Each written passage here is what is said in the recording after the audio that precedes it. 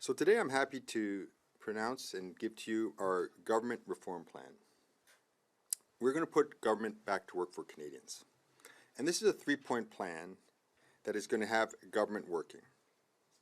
The first thing we're going to do is we're going to limit the terms of both senators and members of parliament.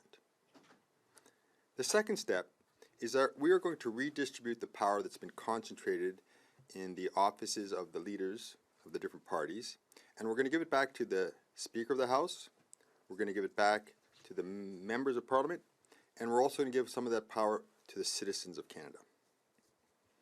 And finally, we're going to introduce a second chamber, and this is going to make the government far more productive. So, our first point, the setting of term limits. Our system was not designed for professional politicians. What we need is for people to come to Canada, come to Ottawa, use their expertise to contribute to the debate, and then move on and leave space for new Canadians to come and take their place.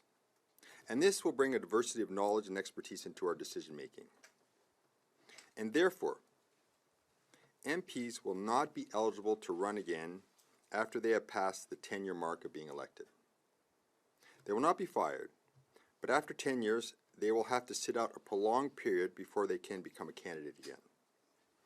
As for senators, they would be limited to one 10-year period. Now, point number 2. The concentration of power in the hands of party leaders has led to a serious degradation in our debates and our ability to get work done. Therefore, we're going to redistribute their power. Our system was designed to promote robust debate among different voices so as to get the best policies put forward. Unfortunately, with the concentration of power, Parliament has become gridlocked and unable to get work done. So, we will take power from party leaders and give it back to the Speaker of the House, the MPs, and the citizens of Canada. The Canadian system is a Westminster system.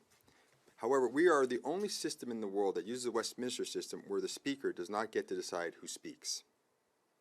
That power has been consumed by the party leaders. So we're going to take it from them and give it back to the Speaker of the House. With respect to members of Parliament, they will be freed to do what they were sent to do, which is to represent their constituents. So we're going to free their voices to allow them to speak up when they should, and they are representing their constituents. This is a representative democracy. And finally, we're going to use the electronic petition system to allow Canadians to bring debates into the House of Commons. Petitions that garner more than 75,000 signatures will then be debated in Parliament. Finally, the third part of my plan to reform government is to do with a second chamber. We will introduce a second chamber for debate into the House of Commons. A second chamber allows government business and legislation to move faster through the system. You have to think of it as a two-way highway.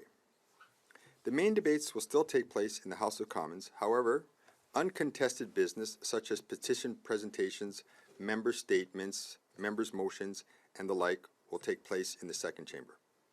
This will have a very positive impact on the productivity of the government.